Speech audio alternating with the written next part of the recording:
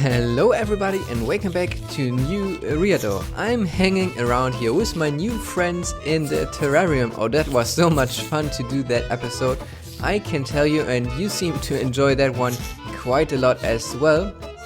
The only sad thing, I think it's really sad about this, is that you can't see the name tags through the glass. So we've got them in here, they are all named, they have your custom names, but we can't see the names except we go in. And seriously, after the last episode, I don't want to go into there. That would just be horrible. But yeah, it looks good. I really like how the temple turned out. And I'm just seeing that it's getting night, so let me quickly head back to the bed. For today, I've got some plans, and these plans involve quite a bunch of redstone actually. And I think that the first thing will be quite quick done for you, but it will take me quite some time to do. You will see in just a second. I can maybe give you a hint what it is, because if we take a look over here, you can see that there's a hole. And if we just take an ender pearl and throw it into the hole and look down, we can see what is inside. So let me try to do this on 1, 2, and 3.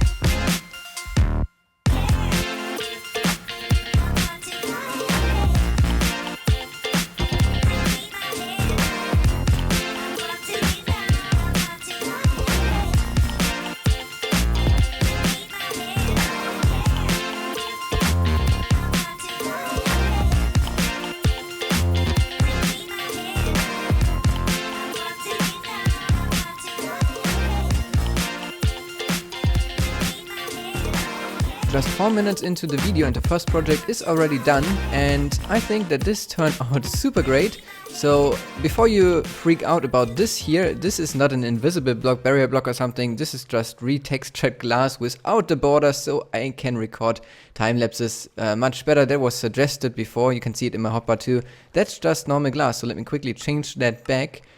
If I change it like this, you can see that the glass reappears and we can reclaim this here that I was using for building this. So let me hop outside, because this thing should be working in theory already, and I think we should test it right away. So let me go over to the panel and test if this is working. So these are now the next 2 beacons. You can see that we've got 2 over there. We need to add the next 2 right here. And we also need to add a beacon to the nether really soon, because we are really missing the speed in the tunnel. But yeah, let us change the color of these. So let us change this one to that color. Turn these off and change. And then the next one. Now it's silent, so I can change it to this color. And then we can maybe take a look over there. The first one is already changing. Oh man, what color is that? Is that light blue? Looks a bit odd. Oh, that's yellow. Or maybe green? I don't know. Oh, okay, this is light blue and this must be cyan then. So, yep, it's working. So, project done. Great. But we're not done over here because I want to do something else over here. which we maybe talked about in the last one. I don't think so. But we've got our villager here with the name tag trait. And I think that we need a good way of getting emeralds. And since we've got a bunch of people in there, I thought we might just try to get a farmer. But I don't want to do the carrot thing. Oh, it's actually in here. Because I don't like the carrot trait too much. Let's see if one of these has the trait already that I'm looking for. Because carrots, you need quite a bunch to get one emerald out of. So you need to refresh your stack quite often. Oh, here's the carrot trait. It's 16 over here. But I know that there's another trait that I like much more. And it's an item that we can farm automatically. Do you know already what it is? It's not the fish, don't worry. There's too many people in here. And maybe we have to unlock one to get the trait. It's the pumpkin trait. You can get an emerald for only 8 pumpkins. So if we build up an automated pumpkin farm, we can then easily trade it into emeralds and then the emeralds into name tags. By the way, Skid suggested that I should be looking for another librarian because the trait that he has won't change at all. It will always stay at 22, and if we think in big quantities, which we do with the zoo, then 22 emeralds are maybe quite a lot already. So taking a look into the other librarians would be something that we should do. And yeah, with the farmer guy, with the emeralds, we need a farm, and I didn't want to do one of my own tutorials because I wanted to do something with slime blocks, and I haven't done a tutorial for a pumpkin farm with slime blocks. So I was looking for a tutorial that I could use, and I found one that is by LHS Buster. It's a super small channel, but I think that the tutorial that he made is really great, so I will link that in the description. And it's basically a concept with slime blocks that you push the melons across so they will fly over the melon stumps. Is it called stumps? I don't know. But yeah, flies over that and drops into a gap. And in the meantime, the dirt blocks where the melons are on will get retracted. So all in all, that's a quite good design that he has. There are others. I know that Mambo Jumbo has one too, but I like this more because it has less pistons and we are not short on slime blocks, to be honest. And I want to build that in here because it is 13 blocks long. And if we count over here, it's 1, 2, 3, 4, 5, 6, 7, 8, 9, 10, 11. And I want to have a nice glass wall to see the melons. Not the melons. I will say melons quite often today, so excuse me already. It's of course pumpkins. We'll see the pumpkins growing, and then we'll put a wall out of glass here, so it will be one more on each side. And then behind that we'll have the farm, and we have a big flat surface. I didn't want to make a building above ground because I think that the backside would look a bit odd. So I wanted to do it underground, and this fits just perfectly for it. We can just use this wall because these are only 9 blocks. And this one over here has of course the addressing system for the upper beacon color changing.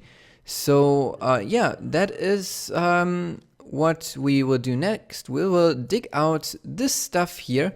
So therefore we need to change the beacon to haste and see how much stuff we need to dig out. And then when that is dug out, I guess that we'll start down there. Because this is the place where we can add then the channels to collect the water. This is now dug out, and I guess that we'll start with the packed ice because that's what will collect our items in the center. We don't actually need packed ice, but it's just a bit quicker than to get it to the middle. So here in front we want to have a big window, so we'll leave one gap, and we already counted this out a little bit. 1, 2, 3, 4, 5, 6, and then one gap. 1, 2, 3, 4, 5, 6, and that's where a hopper will go. I don't think I have a hopper on me now, but I think now we can place in the first part of the window, which will go right here. So we'll make a bit of a base out of stone bricks, and then we will add the glass here, and this will nicely yeah, give a nice view of the farm, and we choose orange because pumpkins are orange. I know that's not really creative, but yeah, like this we can then encase it. We'll bring this up to the top. So there's a nice stone brick frame around the glass, and then here as well. And then we should take care of the actual growing area. So the concept of this farm by that guy is fairly simple actually. We've got a pumpkin growing on this one here, so the pumpkin plant is here, and then the pumpkin grows to here. And then from time to time there will be a slime block extended that extends over to here to push the pumpkin over to the water channel, and it gets transported away. The problem is now that this would be sticking to the dirt block down here, so there is another slime block down here which will get retracted while the other one is extended. So the dirt block is here in that time, and the slime block here, of course. So like this, these two won't stick together, and then they can just change back. And I really like how that is set up with these alternating. And yeah, we can just maybe put that back, because that should be right here and this should be right there. Ah, damn it. Oh, these slime blocks instant mine. So let's bring this all the way to the other side. And the limitation of this is, of course, that you can only push 12 blocks. And that's why we have 6 blocks on both sides. So we'll have 2 sets of pushers, and therefore I can knock out these. Then get some sticky pistons and put them here, here, here, and here. And then in between we will put... Oh, that's not good. I want to put a clock down there, but we'll put it somewhere else. We'll figure something out. Just a redstone torch. This is a bit different to the tutorial. I compacted it a little bit because you can actually put these torches, ouch, right there. And that was a 1-tick pulse. That's something that I don't want to have. Let me get this back and put it one more time. And now if I had something to trigger that, I've got redstone. Question is, do I have enough space in my inventory? Okay, let's trigger this. Can see that this changes, and if I put now the dirt, let me change it back first. I can just break the redstone, it's easier.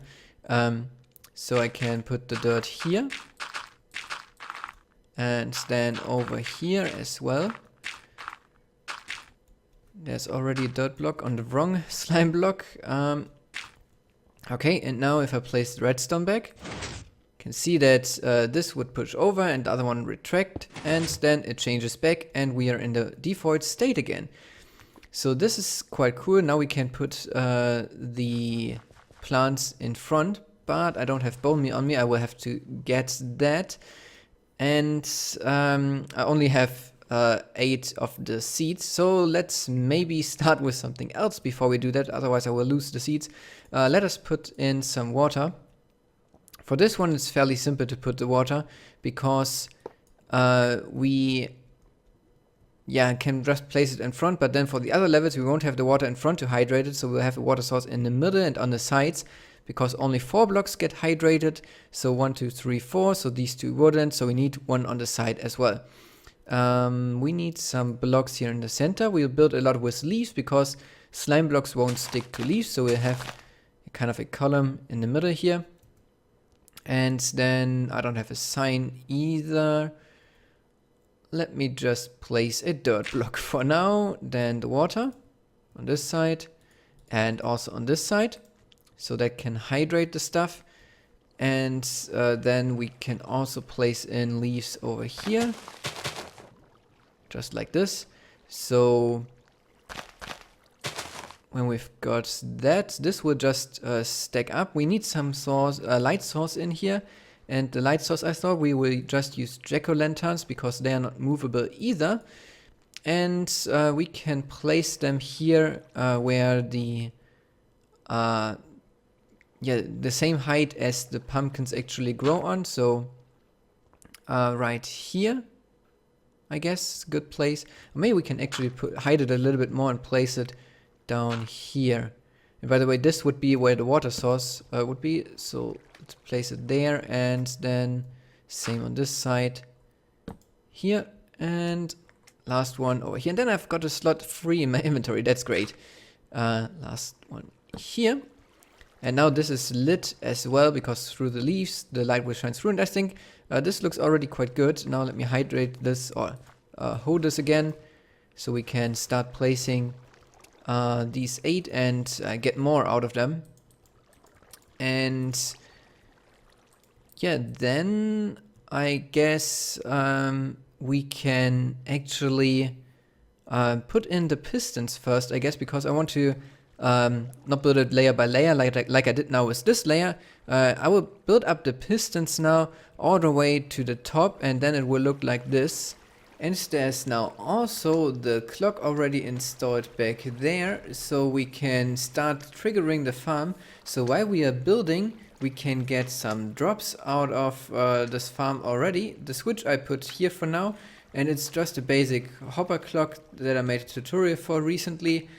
And we're using the short pulse output for this, because we just need the short pulse to activate the pistons, just no 1-tick pulse. And then this will look like this. So the dirt will get retracted, the pumpkin gets shot. It looks like it as if it was shot somewhere in that direction, but I guess it got stuck on the glass here.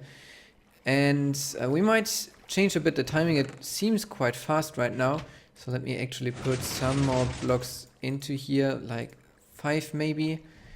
So it's not that fast. And then we can continue building this up. And therefore, yeah, we need to place the water on the sides and just repeat this pattern. But I think that that won't be that boring. So let me see if I can get a better angle on the farm to yeah, show it to you. Maybe up there. Oh, there was a fail. But I think that this angle could be quite good too. To show you how the finished farm looks like, and you can see it, it's quite amazing how big that turned out now. And yeah, if we just get over here and step a little bit back, there's a pumpkin once more. They got shot out, really. It doesn't only look like this, they do get shot out.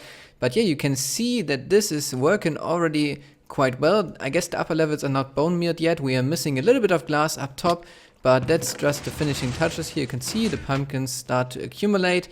And we didn't leave this farm running while building, because otherwise we would have fallen down quite often.